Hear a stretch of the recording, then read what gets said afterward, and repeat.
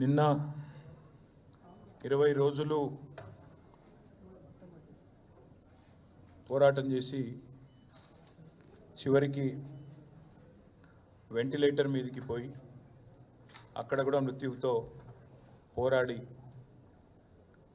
చనిపోయిన పాప వాంకిడి గ్రామానికి సంబంధించిన పాప శైలజ గారికి వారితో పాటు ఇప్పటివరకు కాంగ్రెస్ ప్రభుత్వం వచ్చిన తర్వాత గురుకుల పాఠశాలల్లో మరణించిన 48 మంది పిల్లలకి వారి కుటుంబ సభ్యులకి ముఖ్యంగా మా పార్టీ తరపున ప్రగాఢమైన సానుభూతిని ప్రగాఢమైన సంతాపాన్ని తెలియజేస్తూ నిజంగా కూడా ఈ ప్రభుత్వం కనీసంగా పేద పిల్లలు ఎవరైతే తల్లిదండ్రులు ప్రభుత్వమే తల్లిదండ్రి చూసుకుంటుంది మా పిల్లల్ని అని చెప్పి భావించి గురుకుల పాఠశాలకు పంపిస్తారు. ఆ గురుకుల పాఠశాలల్లో ఈరోజు 48 మంది పేద పిల్లల ప్రాణాలు కోల్పోవడానికి ఈ ప్రభుత్వం ఖచ్చితంగా కారణమైంది. ఇవి మామూలు మరణాలు కావు. ఇవి ఖచ్చితంగా ప్రభుత్వ నిర్లక్ష్యం వల్ల జరిగిన హత్యలుగానే మేము భావిస్తూ ఉన్నాం. ఇవి ప్రభుత్వమే చేసిన హత్యలుగా మేము భావిస్తూ ఉన్నాం. నాకు బాగా గుర్తుంది, నా నియోజకవర్గమైన సిరిసిల్లలో ఎల్లారెడ్డిపేట గ్రామానికి సంబంధించి ఒక బాబు ఇట్లాగే గురుకుల పాఠశాల కోరుట్లలో చనిపోతే నేను పోయి ఆ కుటుంబాన్ని ఆ తల్లిదండ్రిని పరామర్శించి వచ్చిన. ఆ తల్లి ఆ రోజు నాకు చెప్పిన మాట, నాకు జరిగిన క్షోభ ఇంకెవరికి జరగకూడదన్నా, దయచేసి ప్రభుత్వం మీద పోరాడండి, ప్రభుత్వాన్ని ప్రశ్నించండి అన్నారు. మేము ప్రభుత్వాన్ని ప్రశ్నిస్తూనే ఉన్నాం, నిలదీస్తూనే ఉన్నాం, ప్రభుత్వానికి తన బాధ్యతను గుర్తు చేస్తూనే ఉన్నాం. కానీ ప్రభుత్వం ఇప్పటి వరకు కనీసం గురుకుల పాఠశాలల్లో ఉండే పరిస్థితుల పట్ల ముఖ్యంగా ముఖ్యమంత్రి రేవంత్ రెడ్డి ఈరోజు వరకు ఒక సమీక్షా సమావేశాన్ని కూడా నిర్వహించని మాట వాస్తవం. అందుకే ఆ 48 మంది పిల్లలు ఎవరైతున్నారో వారి మృతికి ఖచ్చితంగా ఈ రాష్ట్ర ప్రభుత్వమే బాధ్యత తీసుకోవాలి. రేపు శాసనసభ సమావేశాల్లో కూడా ఆ పిల్లల కుటుంబాల తరపున, ఇంకా లక్షలాదిగా ఉన్న పేద పిల్లల కుటుంబాల తరపున ప్రభుత్వాన్ని తప్పకుండా నిలదీస్తాం. ప్రభుత్వాన్ని తప్పకుండా ఈ విషయంలో శాసనసభలో కూడా 100% చీల్చి చెండాడుతామనే మాట కూడా మీకు నేను తెలియజేస్తా ఉన్నాను. అట్లాగే పిల్లలు కూడా నిబ్బరంగా ఉండండి. దయచేసి కష్టాలు ఇబ్బందులు కొన్ని ఉండవచ్చు, కానీ ఆత్మహత్య చేసుకునే పరిస్థితి లేదా ఏమన్నా తీవ్రమైన అనారోగ్యం పాలైతే అవసరమైతే బీఆర్ఎస్ పార్టీని సంప్రదిస్తే మిమ్మల్ని ప్రైవేట్ హాస్పిటల్లో కూడా చేర్పించి మిమ్మల్ని కాపాడుకునే ప్రయత్నం మేము చేస్తాము. తప్పకుండా అట్లాంటి పరిస్థితి ఎక్కడన్నా ఉంటే తల్లిదండ్రులు కూడా భయపడవద్దని, బాధపడవద్దని, వారికి కూడా నిబ్బరంతో ఉండాలని చెప్పి కూడా ఈ సందర్భంగా వారికి విజ్ఞప్తి చేస్తా ఉన్నాం. నిన్న రేవంత్ రెడ్డి గారు, నిజానికి నేను ఈరోజు ప్రెస్ మీట్ మాట్లాడాలని కూడా అనుకోలేదు, ఎందుకంటే నిన్ననే మహబూబాబాద్లో లగచర్ల గిరిజనులకు సంబంధించిన సంఘీభావ సభ ధర్నా ఏదైతే జరిగిందో అక్కడే చాలా విషయాలు మాట్లాడాలని అనుకోలేదు. కానీ నిన్న ఆయన మాటలు, ఆయన వైఖరి చూస్తూ ఉంటే, ఆయన లేవనెత్తిన కొన్ని ప్రశ్నలు, కొన్ని అనుమానాలు, దానికి ఇవాళ మీడియాలో వచ్చిన విస్తృతమైన కవరేజ్ చూసిన తర్వాత మాట్లాడక తప్పని పరిస్థితి మాకు కలుగుతూ ఉంది. ఎట్లా ఉంది ఈరోజు అంటే, నిజంగా చూస్తూ ఉంటే ఆయన ప్రెస్ మీట్ చూస్తే అసహనము, ఫ్రస్ట్రేషను, ఒక నిస్పృహ, అంటే నేను వెనక్కి తగ్గాల్సి వచ్చింది అనే ఒక ఈగోయిజము, రాహుల్ గాంధీతో తిట్లు పడ్డ తర్వాత, ఢిల్లీకి వెళ్ళి మొట్టికాయలు పడ్డ తర్వాత సహజంగానే ఉండే కోపం అవన్నీ వెలగెక్కి నన్ను కూడా పర్సనల్గా నానా బూతులు తిట్టినాడు. నాకైతే చూస్తే ఒకటే అనిపించింది, ఇప్పుడు రేవంత్ రెడ్డి గారు 10-15 సంవత్సరాలుగా అందరికీ చెప్తా ఉండేటోడు ఎప్పటికైనా ముఖ్యమంత్రిని అవుతానని. మరి ముఖ్యమంత్రి అయిన తర్వాత కూడా ఇంత ఫ్రస్ట్రేషన్ ఎందుకు? ముఖ్యమంత్రి అయిన తర్వాత కూడా రోజు కేసీఆర్ని తిట్టుడెందుకు? ముఖ్యమంత్రి అయిన తర్వాత కూడా రోజు మా మీద ఏడుపులు ఎందుకు? కావాల్సిన పదవి వచ్చింది, కావాల్సినంత దోపిడీ జరుగుతూనే ఉంది నీకు నిరాటంకంగా. మరి అట్లాంటప్పుడు ఇంత ఫ్రస్ట్రేషన్ ఎందుకో నాకైతే అర్థం కావడం లేదు. నిన్న ఆయన వైఖరి చూస్తుంటే నాకైతే ఒకటే అనిపించింది, చిట్టినాయుడు గారికి చిప్పు దొబ్బింది అనిపించింది.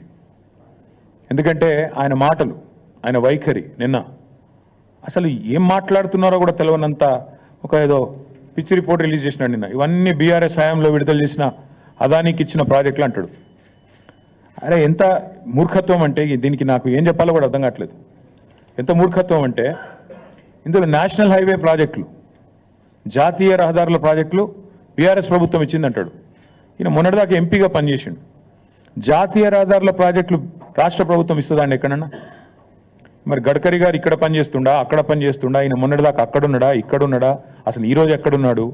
మాకే అర్థం కావట్లేదు. అంటే ఇంత మూర్ఖంగా, ఇంత మొండిగా ప్రజల యొక్క తెలివితేటల్ని తక్కువ అంచనా వేసి నోటికొచ్చినట్టు వాగుతాను. మంత్రిత్వ శాఖ జాతీయ ఉపరితల రవాణా అంటే నేషనల్ సర్ఫేస్ ట్రాన్స్పోర్ట్, గడ్కరీ గారు మంత్రి. ఆయన డిపార్ట్మెంట్ టెండర్లు పిలిచి అందులో అదానికి దేశమంతా వర్కులు వచ్చినాయి, ఈడొచ్చినాయి. అది మాకంట కడతానంటే ప్రజలు పిచ్చివాళ్ళు కాదు. ఇవాళ మా జర్నలిస్టు మిత్రులకు కూడా అన్నీ తెలుసు. ఏదో నువ్వు చెప్తున్నావు కాబట్టి వింటున్నారు, కానీ నిజానికైతే అప్పుడే ప్రశ్నించాలా మీరు కూడా. సార్ అవి జాతీయ రహదారులు కదా అని అడగలేదు ఎవరు, కాబట్టి ఇప్పుడు నేను చెప్తున్నా. రెండవది రక్షణ శాఖకు సంబంధించి అసలు మాకు చాలా ఆశ్చర్యంగా ఉంది. రక్షణ శాఖ రాష్ట్ర ప్రభుత్వ ఆధీనంలో ఉంటుందండి.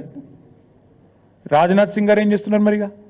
రక్షణ శాఖ మంత్రి ఆయనకి ఎందుకు మరి? అంటే ఎంత మూర్ఖత్వం అంటే మాట్లాడితే కనీసం కొద్దిగా సోయి లేదు, ఏం లేదు. ఇంకోటి 750 kV ట్రాన్స్మిషన్ లైన్ ప్రాజెక్టు, ఇది కూడా మాది కాదు, సెంట్రల్ గ్రిడ్ ఇది. అరే ఇవన్నీ గింత పిచ్చిగా, గింత మూర్ఖత్వంగా, గింత అవగాహన రాహిత్యంతో ముఖ్యమంత్రి మాట్లాడితే ఆయన ఏమనాలా? చిప్పు దొబ్బిందనకపోతే ఇప్పుడు దయచేసి నేను మీడియా మిత్రులను కూడా కోరుతా ఉన్నా, ఏది పడితే అది ముఖ్యమంత్రి నోట్లోంచి రాగానే అవేం భగవద్గీత అయిపోదు, అందులోకి వచ్చేటి శ్లోకాలు అయిపోవు. ఆయన మాట్లాడే దానిలో కూడా సరుకుందా, సబ్జెక్ట్ ఉందా, లేకపోతే అంతా బబరాజమానం భజగోవిందమా అడగాలి కదా. మనం కూడా అక్కడ కూర్చున్న వాళ్ళం ఎదురుగా జర్నలిస్టులుగా డెఫినెట్గా ఆయన నిలదీయాలి. అది కేంద్ర ప్రభుత్వ ప్రాజెక్ట్ కదా సార్, నువ్వు ఎందుకు పిచ్చి పిచ్చిగా మాట్లాడుతున్నావు అని ఒక్కరన్నా అడగాలి కదా. అయితే ఇంకా ఆశ్చర్యం, ఇంకా చాలా ఆయన మాట్లాడుతూ ఉంటే డ్రై పోర్టు కూడా కేంద్ర రాష్ట్ర ప్రభుత్వాల సంయుక్త ఆధ్వర్యంలో చేసేది, దానికి కూడా కేంద్ర ప్రభుత్వం అనుమతి ఇవ్వాలి. వాళ్ళతో సహకరించి, ఎందుకంటే మనకు ల్యాండ్ లాక్ స్టేట్, మనకు సముద్ర తీరం లేదు కాబట్టి డ్రై పోర్ట్ అనేది ప్రతిపాదన మనం తీసుకొచ్చినాం. దానికి కూడా కేంద్ర ప్రభుత్వంతో ఇంకా సంప్రదింపులు చేస్తానే ఉన్నాం. ఎవరికి ఏమి ఇవ్వలేదు, అది కూడా ఇవ్వంది ఇచ్చినట్టుగా చూపెట్టినాడు. ఇంకా విచిత్రం, ఇక సార్ ఇదివరకు కూడా లక్ష్మయ్య సార్ కూడా ఐటీ మినిస్టర్గా పనిచేసినారు, వారికి తెలుసు. పాపం చిట్టినాయుడికి ఏమో తెలియదు, ఎవడని చెప్తుంటాడా అంటే వినడు, అదో పెద్ద బాధ. ఆయన ఎంత మూర్ఖుడు అంటే, మేము కేసీఆర్ గారి ప్రభుత్వంలో రెండు దఫాలుగా మైక్రోసాఫ్ట్ నుంచి 31,000 కోట్ల పెట్టుబడులు డేటా సెంటర్ రంగంలో తీసుకొచ్చాం. ఒకటి ఫిబ్రవరి 2022లో 15,000 కోట్ల పెట్టుబడి, జనవరి 2023 సంవత్సరంలో 16,000 కోట్ల పెట్టుబడి. ఇవి రెండు కూడా నేను మీకు ప్రెస్ కటింగ్లు ఇస్తాను, చూసుకోండి. మేము ఓపెన్గా బాజాప్తా మైక్రోసాఫ్ట్ పెద్దలు సత్యనాదెల్ల గారి నుంచి మొదలు పెడితే వాళ్ళ వివిధ అధికారులను కలిసి ఒప్పించి మెప్పించి హైదరాబాద్లో ఉండే సానుకూల పరిస్థితులు వివరించి, ఇక్కడి ప్రభుత్వం యొక్క మంచి విధానాలు వివరించి మొత్తం 31,000 కోట్ల పెట్టుబడి మైక్రోసాఫ్ట్ డేటా సెంటర్లు వాటికి మేము సాధించాం. ఈ ముఖ్యమంత్రి గారి పరిజ్ఞానం ఎంత అంటే, వీటిని నిన్న ఆయన విడుదల చేసిన దానిలో మైక్రోసాఫ్ట్ డేటా సెంటర్లో ఆయన ఏం విడుదల చేసిండు నిన్న లిస్టులో? Adani data centre. ఇక ముఖ్యమంత్రి గారు ఎట్లాంటి వాడంటే, ఈయన పాపం ఈయనకు తెలియదు. ఇదివరకు కూడా ఒకసారి ఇట్లే మాట్లాడిండు. సత్యనాదెల్లా అని ఉన్నాడు, ఆయన ఎవరా? విప్రో సీఈఓనా అని మాట్లాడిండు. ఇప్పుడు కూడా గంతే. మైక్రోసాఫ్ట్ డేటా సెంటర్ పెట్టుబడిని ఆనాడు కేసీఆర్ ప్రభుత్వం 31,000 కోట్లు సాధిస్తే అవగాహన లేకుండా, ఇప్పుడు మాట్లాడేటప్పుడు కనీసం అధికారులు చెప్పేదన్న వినాలి కదా. నువ్వు ముఖ్యమంత్రివి, నువ్వు మాట్లాడితే నువ్వు తప్పు మాట్లాడితే రాష్ట్ర గౌరవం మంటగలుస్తుంది. ఏది పడితే అది మాట్లాడడం అనేది ఆయనకు మంచిది కాదు. ఇప్పుడైనా సవరించుకో అని చెప్తా ఉన్నా చిట్టినాయుడు గారికి. ఇప్పుడైనా సవరించుకోండి. 31,000 కోట్ల పెట్టుబడి రాష్ట్రానికి వచ్చింది. నా జేబులకు పోలే, కేసీఆర్ గారి జేబులకు పోలే, రాష్ట్రానికి వచ్చింది. రాష్ట్ర సంపద పెంచే అంశం, రాష్ట్రానికి మంచి జరిగే అంశం. దీనివల్ల మైక్రోసాఫ్ట్ వచ్చిందంటే తర్వాత అమెజాన్ వచ్చింది, అది ఇంకా 36,000 కోట్ల పెట్టుబడి, $4.7 బిలియన్ పెట్టుబడి. ఇవి రెండు మా ప్రభుత్వంలో అత్యధిక FDI, మేము తీసుకొచ్చిన అత్యధిక ఫారెన్ డైరెక్ట్ ఇన్వెస్ట్మెంట్. ఇగో ఈ రెండు, అమెజాన్ అండ్ మైక్రోసాఫ్ట్. ఒకటి 31,000 కోట్లు, ఇంకోటి 36,300 కోట్లు. ఈ రెండు కలిపితేనే 67,000 కోట్లు. అంటే ఇది మా ప్రభుత్వం సాధించిన ప్రగతి. ఇక మీరు ఇంకేదో చూపెట్టిండు, ఏదో దొరకబట్టినట్టు ఈ ఫోటో చూపెట్టిండు. నేను అదానిని కలిసిన, బరాబర్ కలిసిన. ఎడబెట్టిన నేను కలిసిన ట్విట్టర్లో నా అఫీషియల్ అకౌంట్లోనే పెట్టిన. నేను దాచుకున్నాను. నీళ్ళక 4 గంటలు రహస్య సమావేశాలు చేసిన, లేకపోతే చీకట్లో పోయి కోహినూర్ రోడ్ల కాళ్ళు పట్టుకున్నాను. బరాబర్ దావోస్లో కలిసిన, కలిసినాం. తర్వాత ఏం చేసినాం? ఒక ప్రపోజల్ ఇచ్చిండు, యోగి జెప్కి పని చేసినాం మేము. KCR rejects Adanis offer. మేము నీ లెక్క మాకు ఏం చేసినా బాజాప్తా చేసినాం తప్ప బేజాప్తా చేసే కర్మ మాకు లేదు. అదానీని మేము ఎన్నడూ ఎంకరేజ్ చేయలే. మేము రెడ్ సిగ్నల్ చూపెట్టినాం, నువ్వు రెడ్ కార్పెట్ వేస్తున్నావు. ఇది వాస్తవం.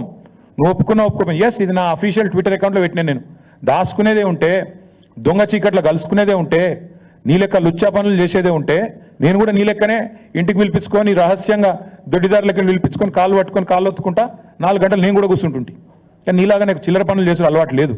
నువ్వు తిట్టున్నావు, నువ్వు నాకేం ఫరక పడది. తిడుతున్నావు. ఈ తెల్లారు లేస్తే సైకో, నేను సైకో అనట. మరి నువ్వేంది సాడిస్టువా? ప్రజలను కొండారెడ్డిపల్లిలో నాకు తెలియక అడుగుతా. కొండారెడ్డిపల్లి నీ సొంతూరు. నీ సొంతూరులో ఒక 85 ఏళ్ళ పెద్ద మనిషి సాయిరెడ్డి గారు, మాజీ సర్పంచ్, నీకోసం పనిచేసిండు మొన్న ఎలక్షన్లో. నీ ఫోటో ఇక్కడ గుండె మీద బ్యాడ్జ్ మీద పెట్టుకుని పాప నీకోసం తిరిగిండు పెద్ద మనిషి. గాయన ఇంటికి అడ్డంగా గోడ కడతారు ఎవడని నాకు అర్థం కాదు. అసలు మనిషివేనా నువ్వు? మృగానివా? ఇంటికి అడ్డంగా గోడ కట్టి ఆ ఇంట్లోకి వెళ్ళి పెద్ద మనిషి బయటికి రాకుండా చేసి ఆఖరికి ఆయన ఆత్మహత్య కారణమైతే ఇలా పోలీసు వాడు కేసు పెట్టాడు. ఆయన బాడీ తీసుకుపోయేందుకు కూడా ఇరుకు సందులోకి వెళ్ళి తీసుకుపోతాను. ఇంతకంటే హీనమైన పని ఉంటుందా? ఇంతకంటే హీనమైన పని ఉంటుందా అని నేను అడుగుతున్నా. ఏం మనిషి నాకు అర్థం కాదు. సాడిస్ట్ కాకపోతే ఏమన్నా లేనండి. ఇవాళ ఒక అమ్మాయి చనిపోయింది, శైలజ వాంకిడి. ఆ అమ్మాయి అంత్యక్రియలకు మా కోవలక్ష్మి గారు, ఆమెకు గిరిజన బిడ్డ, ఆదివాసి బిడ్డ, ఆమె పోతానంటే నీకేం నచ్చిందా నాకు అర్థం కాదు. ఇంట్లో హౌస్ అరెస్ట్ చేస్తావా? మా అనిల్ జాదవ్ను అరెస్టు, మా ఖానాపూర్ ఇన్ఛార్జ్ జాన్సన్ అరెస్టు. ఇదేనా ప్రజాపాలన? ఇదేనా ఇందిరమ్మ పాలన? ఎమర్జెన్సీ రోజులను తలపించే విధంగా ఇంటర్నెట్ షట్ డౌను, లగచర్లలో ఇంటర్నెట్ షట్ డౌన్, అక్కడ పోయి అర్ధరాత్రి పోయి బందిపోట్ల మీద దాడి చేసినట్టు నీ సొంత నియోజకవర్గంలో దాడులు. ఇందుకేనా నీ పరిపాలన? ఇంకా సిగ్గుమాలిన పని. నేను చెప్పిన మహబాద్లో 1 year కావస్తోంది. ఈ ముఖ్యమంత్రి ఎవరి కోసం పనిచేస్తున్నాడు? అదానీ కోసం, అల్లుని కోసం, అన్న కోసం, బావమరిదికి అమృతం కోసం. ఇది ఈయన స్థూలంగా చెప్పాలంటే 1 year పరిపాలన. అదానీ కోసం, అల్లుడి కోసం, అల్లుడి మ్యాక్స్ బిఎన్ ఫార్మా కోసం, అన్న కోసం, జగదీష్ అన్న కోసం, తిరుపతి అన్న కోసం, బావమరిది సృజన్ రెడ్డికి అమృతం పంచడం కోసం. దానికి తప్ప నువ్వు పీకిందేంది సంవత్సరం? నేను అడుగుతున్నా. నువ్వు సాడిస్ట్, సన్నాసి నేను అనలేకనా? నాకు నోరు లేదా? నేను ఇంకొక మాట కూడా అడుగుతా ఉన్నా. అదానీని నువ్వేదో పెద్ద గొప్ప పని చేసినట్టు నాకైతే ఒక డౌట్ వస్తుంది బాస్, మీరు చెప్పాలా మరి. నేను ఎప్పుడు చెక్ ఇచ్చిండు అదానీని చూసుకున్నా. 14 పోయిన నెల అక్టోబర్ అనుకుంటా, అక్టోబర్ నాడు చెక్ ఇచ్చిండట. ఎవరు? అదాని గారి. నాకు ఈయన నిన్న చెప్తుండు గర్వంగా, మేము ఆ చెక్కును క్యాషే చేయలే. నాకు తెలియక అడుగుతా బాస్, నాకు ఎవరైనా చెక్ ఇస్తే వెంటనే బ్యాంకులో వేస్తా, చెక్ క్యాష్ చేసుకుంటా. మరి నువ్వు 38 రోజులు ఎందుకు చెక్ క్యాష్ చేయలే? అయితే వానికి ఇచ్చే ఉద్దేశం అన్నా లేకపోవాలి, నీకు దాన్ని క్యాష్ చేసే ఉద్దేశం అన్నా లేకపోవాలి. లేకపోతే దాని చెక్ చూపెట్టి వెనకెళ్ళి పైసలైనా దొబ్బిండాలా కుల్లా. ఇంతకంటే ఇక దాచితందుకు ఏం లేదు. ఇప్పుడు పోస్ట్ డేటెడ్ చెక్కులు మనం విన్నాం, కానీ ఇది ఎక్కడిది విచిత్రం ఇది. అక్టోబర్ 14 చెక్ ఇస్తాడట ఈయన. నిన్న మేము 38 రోజుల పాటు మేము క్యాషే చేయలే. మరి ఏం చేస్తున్నావు? ఇంకొకటి అడుగుతున్నా నేను, అసలు అదానీ దొంగనికి నిన్న తెలిసిన అది మొన్న మహారాష్ట్రలో ఏం మాట్లాడినావు? నిన్నగాక మనం వీడియో చూపెట్టమంటే చూపెడతాం మీకు. ఇప్పుడు మీరు కూడా చూసి ఉంటారని చూపెడతలేను. ఒక గజ దొంగ గుజరాత్కి వెళ్ళొచ్చి ధారావి ల్యాండ్ ఎత్తుకపోతుండు, అక్కడ మాట్లాడతావు.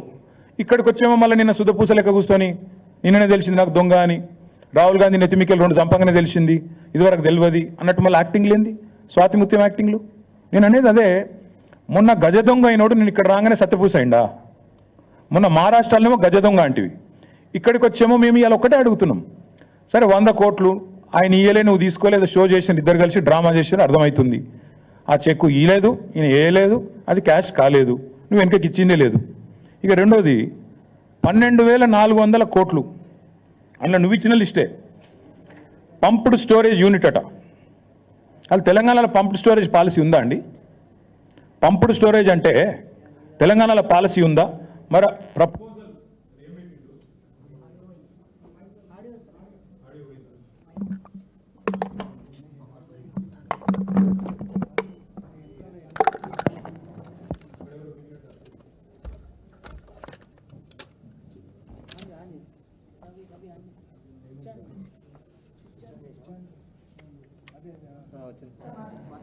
నిన్న 2 విషయాలు బయటపెట్టినారు ముఖ్యమంత్రి. ఆయన ఇచ్చిన లిస్టులోనే 2 విషయాలు బయటపడ్డాయి. ఒకటి పంప్డ్ స్టోరేజ్ యూనిట్. తెలంగాణలో ఇంతవరకు ఆ పాలసీ లేదు. మరి పాలసీ లేకుండా అదాని కాడికి వెళ్ళి పైసలు ఎట్లా తీసుకుంటా అనుకున్నావు? పాలసీ లేకుండా ప్రపోజల్ ఎట్లా తీసుకున్నావు? నెంబర్ 1. నెంబర్ 2, కొడంగల్ ఇన్ని రోజులు అల్లుని కోసం అనుకున్నాం, ఇప్పుడు అదాని కోసం అంటే ఇప్పుడు తెలిసింది. 9 మిలియన్ టన్నుల ప్లాంటు కొడంగల్లో సిమెంట్ ప్లాంట్ పెడతారట. మొన్న రామన్నపేటలోనేమో మొత్తం ప్రజలు మరలబడ్డారు, ఇక్కడ సిమెంట్ ప్లాంట్ పెట్టద్దు అదానిది అంబుజా ప్లాంట్ అని. అక్కడ సిగ్గురాలే, ఇంకా అది అట్లే పెడతారట, అందులో మూసీలకు కాలుష్యం పంపిస్తారట. ఇప్పుడు మీదికెళ్ళి కొడంగల్లో మళ్ళీ కొత్త దుకాణం, మళ్ళీ 9 మిలియన్ మెట్రిక్ టన్నుల ప్లాంట్ అదాని గారిది కొడంగల్లో. నేను అందుకే అంటున్నా, అల్లుని కోసం అదాని కోసం అన్నల కోసం బామ్మది కోసం అమృతం పంచడం కోసమే పనిచేస్తున్నావు నువ్వు. ఇది అది ప్రూఫ్ నువ్వే ఇచ్చినావు. అసలు పంప్డ్ స్టోరేజ్ పాలసీ లేకుండా ఎట్లా తీసుకున్నావు? నువ్వు ఎట్లా తీసుకుంటున్నావు ప్రపోజలు? చెప్పండి. ప్రభుత్వానికి ఒక పాలసీ ఉండాలి కదా, నిర్దిష్టమైన విధానం ఉండాలి కదా. అదే లేకుండా ఎట్లా పిలుస్తున్నావు ఆయన? నాకు అర్థం కాదు. దాంతోపాటు సరే నేను ప్రశ్నిస్తే నేను సైకో, నేను అడుగుతున్నా, తెలంగాణని ఒక దొంగోడికి దోచిపెడుతున్నావు కదా, ఒక గజ దొంగకు నువ్వు సన్నాసివా, సాడిస్టువా, ఏంటిది నువ్వు? మరి తెలంగాణ వనరులను ఇంత దుర్మార్గంగా దోచిపెడుతూ మీదికెళ్ళి ఇవాళ నువ్వే శుద్ధపూస ముచ్చట్లని చెప్పినావు నిన్న. చెప్పి మళ్ళీ మీ అనుంగు పత్రికలు ఇవాళ వచ్చింది, Adani is here to stay. Adani ఉంటాడు, బరాబర్ ఉంటాడు. రాహుల్ గాంధీ నెత్తి మీద మొట్టికాయలు వేస్తే ఏదో పైకి ఒక 100 కోట్లు ఇచ్చి లోపల మాత్రం మళ్ళా పక్కా కొసరు అట్లా ఇచ్చినట్టు చేసి అసలు మాత్రం అట్లే ఉంటుంది అని చెప్పినట్టు ఇవాళ Adani is here to stay. నేను అడుగుతున్నా, మన హిండెన్బర్గ్ రీసెర్చ్ అనే రిపోర్ట్ ఎప్పుడు వచ్చిందండి? 3 నెలల కింద వచ్చింది. చదువు రాదా, అర్థం కాదా? నిన్ననే తెలిసింది అదాని దొంగ అని. మీరు రాహుల్ గాంధీ లబలబా అని మొత్తుకుంటూనే ఉన్నాడు కదా. ఎప్పటి నుంచి ఘోషిస్తున్నాడు రాహుల్ గాంధీ? అదాని దొంగ, చౌకీదార్ చోర్ హే, అదాని ఫ్రాడ్ హే అంటూనే ఉన్నాడు. మరి ఎందుకు 100 కోట్లు ఎందుకు ఇస్తున్నావు? కొసరు మాత్రమే ఎందుకు ఇస్తున్నావు? అసలు 12,400 కోట్ల ఒప్పందాలు ఎందుకు రద్దు చేస్తలేవు? మేమేదో చేసినామంటున్నావు, అవి కూడా రద్దు చేయి. మేము వద్దంటున్నామా? మేమేదో చేసినామంటున్నావు కదా, మేము చేయనే లేదు. మైక్రోసాఫ్ట్ ఇది అదాని అంటావు, నీ పరిజ్ఞానం అది. ఒకటి మాత్రం పక్కా, ఈ ముఖ్యమంత్రి ఆయన ఇంటి పేరు మార్చుకోవాలి. ఆయన అనుముల కాదు, అబద్ధాల రేవంత్. ఇంత పచ్చబద్దాలు చెప్తాడండి ఎవడన్నా ముఖ్యమంత్రి అంటాడు? ఇంత దుర్మార్గమా? మైక్రోసాఫ్ట్ డేటా సెంటర్ని పట్టుకొని అదాని డేటా సెంటర్. అదేవిధంగా నేషనల్ హైవే ప్రాజెక్టులు మేము ఇచ్చినాం, రక్షణ శాఖ ప్రాజెక్టులు రాష్ట్ర ప్రభుత్వం ఇచ్చింది, ఎలక్ట్రికల్ ట్రాన్స్మిషన్ ప్రాజెక్ట్ అది కూడా కేంద్ర ప్రభుత్వ ప్రాజెక్టు మేము ఇచ్చినాం. ఇంత పచ్చి అబద్ధాలు చెప్పేటోడు అనుముల రేవంత్ రెడ్డి కాదు, అబద్ధాల రేవంత్ రెడ్డే. అందుకే నేను అనేది, ఈ కాయిదాలు, ఈ డ్రామాలు ఇవన్నీ పక్కకు పెడితే రేవంత్ రెడ్డి నీకు అసలు కేసీఆర్ గారి గురించి మాట్లాడతాడు. నిన్న సరే నన్నంటే తిట్టినావు, నీకంటే వయసులో చిన్ననే కాబట్టి పడతా అనుకో. కేసీఆర్ గురించి మాట్లాడతావు, ఎంత ధైర్యం నీకు? నాకు అర్థం కాక అడుగుతా, ఏం తప్పు చేసిండు కేసీఆర్ గారు? అవుట్ రైట్గా అదానీ ఆఫర్ను రిజెక్ట్ చేయడమే కేసీఆర్ చేసిన తప్ప. KCR rejects Adanis offer. This is KCR. Red signal ఇచ్చిండు కేసీఆర్. దేశం మొత్తం ఇంకా అదాని గురించి తెలియకముందే మేల్కొన్న ముఖ్యమంత్రి కేసీఆర్. ఇక్కడనే కాదు, కేసీఆర్ గారు ఓపెన్గా యశ్వంత్ సిన్హా గారు రాష్ట్రపతి ఎన్నికల్లో పోటీ పడ్డప్పుడు ఓపెన్గా అడిగిండు, ఎవరి కోసం 10% బొగ్గు దిగుమతి అనే పాలసీ ఎవరి కోసం? ఒక వ్యక్తికి మేలు చేయడం కోసమే కదా అని గర్జించిన ఒకే ఒక్క ముఖ్యమంత్రి కేసీఆర్. నీలాగా కొడంగల్లో సిమెంట్ ప్లాంట్ కోసమో లేదా మీ మంత్రుల ఈడీ కేసులో రాజీ కోసమో చీకట్లో కాళ్ళు పట్టుకునే రకం కాదు కేసీఆర్ గారు. బరాబర్ బాజాప్తా అడిగిండు. నువ్వు బ్యాగులు మోసిన దొంగవు కాబట్టి అదే బురద మా మీద ఊస్తా, నువ్వు చేసే లుచ్చా పనులు ప్రపంచమంతా చేస్తుంది. నీలాగా గౌతమ్ బాయ్ అని చిల్లర పనులు చేసుకుంటూ ఆయన చుట్టూ తిరిగి మస్కా కొట్టే టైపు మేం కాదు, మాకు ఆ కర్మ పట్టలేదు. ఒకటి మాత్రం పక్కా చెప్తున్నా, నువ్వు ప్రశ్నించకపోయినా నువ్వెన్ని డ్రామాలు చేసినా, నేనేదో రాహుల్ గాంధీ గట్టిగానే వరకు దిగినవు రంగంలోకి, మాకు వెళ్ళదని కాదు. రాహుల్ గాంధీ 2 ఫోన్ చేసి దొబ్బితే ఇక ఇజ్జత్ పోయింది, ఎట్లాగో మార్కెట్లో ఏదో ఒకటి చేయాలని చెప్పి కవరింగ్ కోసం నిన్న దిగినావు, తప్పు ఒప్పుకున్నావు. అదాని నుంచి 100 కోట్ల విరాళం ఏదైతే తీసుకున్నావో చెంపలేసుకున్నావు. టీఆర్ఎస్ దెబ్బకు, టీఆర్ఎస్ ధాటికి తట్టుకోలేక కత్యంతరం లేక పీచేముడు అన్నావు, సంతోషం. కానీ 12,400 కోట్ల పెట్టుబడి ఏదైతే అందులో నీ వాటాలతో సహా మీ పెద్దలకు మూటలతో సహా ఏదైతుందో దాన్ని కూడా ఖచ్చితంగా రద్దు చేయాల్సిందే. అప్పుడైతేనే నిన్ను నీ రాహుల్ గాంధీని దేశం నమ్ముతుంది, లేకపోతే మీ మాటలు ఇంకెవడు నమ్మడు. ఇంకొక మాట నేను అడుగుతా ఉన్నా, 5,000 కోట్లు ఇప్పుడే నేను అడిగిన పంపుడు స్టోరేజ్ దాని పాలసీ ఎక్కడుంది చూపెట్టు, ఏ బేసిస్లో MOU చేసినావు చూపెట్టు. అట్లాగే మూసీని మురికి కూపంగా మార్చే అంబుజా సిమెంట్ ఫ్యాక్టరీ కోసం 1,400 కోట్ల పెట్టుబడి ఏ బేసిస్లో పెట్టుకున్నావు చెప్పు. అందుకే నేను అనేది, ఈ ఉల్టా చోర్కో కొత్వాల్ డాంటే అనే స్టైల్లో నువ్వు తప్పులు చేసి మా మీద రుద్దే ప్రయత్నం ఏదైతే చేస్తున్నావో, సాడిస్ట్ ముఖ్యమంత్రి, నీకు భయపడేటోడు ఎవ్వడు లేడు ఇక్కడ. ఏం చేసుకుంటావో చేసుకో, నిన్ను మాత్రం తప్పకుండా ప్రజల తరపున ప్రశ్నిస్తూనే ఉంటాం, నిలదీస్తూనే ఉంటామని మళ్ళొకసారి చెప్తూ దయచేసి మీడియా మిత్రులను కూడా కోరుతా ఉన్నాను. నిన్న ఒక మాట అడిగితే పాపం ఏం చేయాలని తెలియక మేమేమే బెబ్బెబ్బే అన్నాడు. ఒక సంస్థను బ్లాక్ లిస్ట్ చేయాలని చెప్పి మీ డిపార్ట్మెంటే రిపోర్ట్ ఇచ్చింది కదా నాయా అని ఒక జర్నలిస్ట్ గారు పాపం ధైర్యం చేసి అడిగింది. మీ హెచ్ఎండబ్ల్యూఎస్ వాళ్ళే బ్లాక్ లిస్ట్ చేయమన్నారు ఒక సంస్థని, ఎందుకు చేయడం లేదు అని అడిగితే రేవంత్ రెడ్డి వాడెవడో పుల్లయ్య మల్లయ్య చెప్పిండు. పుల్లయ్య మల్లయ్య కాదురా నాయన, నీ కింద ఉన్న డిపార్ట్మెంట్, నువ్వు మున్సిపల్ మంత్రిగా ఉన్న డిపార్ట్మెంట్లోని ఏజెన్సీ. పుల్లయ్య మల్లయ్య దారిని దానే చెప్పలే Revanth. HMWSSB Hyderabad metro water supply and sewerage board ఆ అంశం మళ్ళొక రోజు మాట్లాడతా, ఈరోజు మాట్లాడను. కానీ అంటే అంత తెలివి తక్కువగా, అంత అసహనంతో, అంత నిస్పృహలో ముఖ్యమంత్రి ఉన్నాడని చెప్పడానికే ఈ మాట చెప్తా ఉన్నా. మీడియాకు కూడా దయచేసి రిక్వెస్ట్, ఆయన ఏదో కన్ఫ్యూజ్ చేసి మన రాష్ట్రాన్ని బదనాం చేసే ప్రయత్నం చేస్తే మీరు కూడా ఆయన ట్రాప్లో పడవద్దని మా ప్రార్థన, మా విజ్ఞప్తి. Thank you.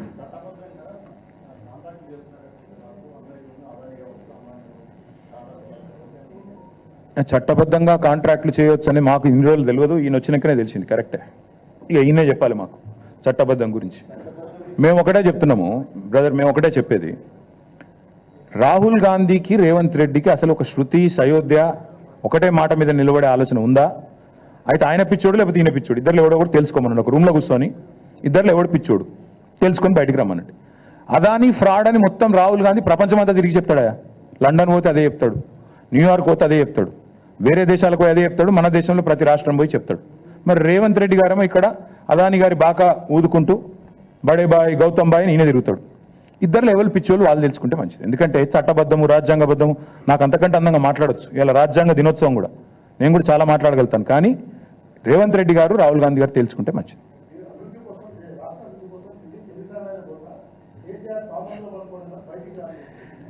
రాష్ట్రాభివృద్ధి కోసం ఢిల్లీకి పోతే పర్వాలేదు, కానీ 8 మంది బీజేపీ ఎంపీలు తెచ్చింది 8 రూపాయలు తేలే. 28 సార్లు ముఖ్యమంత్రి పోయి 28 రూపాయలు కూడా తేలే. పైసలు బొక్క, ఫ్లైట్ ఖర్చులు బొక్క తప్ప ఏం లేదు రాష్ట్రానికి. 28 సార్లు పోయినావు, నీ సొంత ఖర్చులతో పోతే పో, ఎవడొద్దన్నాడు? ఓం బిర్లా పెళ్లికో లేకపోతే ఇంకో పేరెంటానికో ఇంకొకటికో మేము ఎందుకు వద్దంటాం. కానీ రాష్ట్ర ప్రజల సంపద, నువ్వు ప్రతిసారి ఎక్కే విమానం, దిగే విమానం, స్పెషల్ ఫ్లైట్లు ఏవైతున్నాయో అది రాష్ట్ర ప్రజల పైసలు. కనీసం పెట్టిన పెట్టుబడన పడతలు కావన్నా వద్దా? 28 సార్లు పోతే ఒక్కొక్క ట్రిప్ కనీసం ఈయన మహానుభావుడు పెద్ద మళ్ళీ బృందం పోసుకొని పోవాలి, మళ్ళాడ బీజేపీలతో అర్ధరాత్రి సమావేశాలు చేయాలి, దానికి అడ్డగోలు ఖర్చు అవుతుంది. ఆ మాత్రం పడతలన్న కావాలన్నా? అవుతుందా? 28 రూపాయలు తెచ్చినావా? తేగలిగిండా?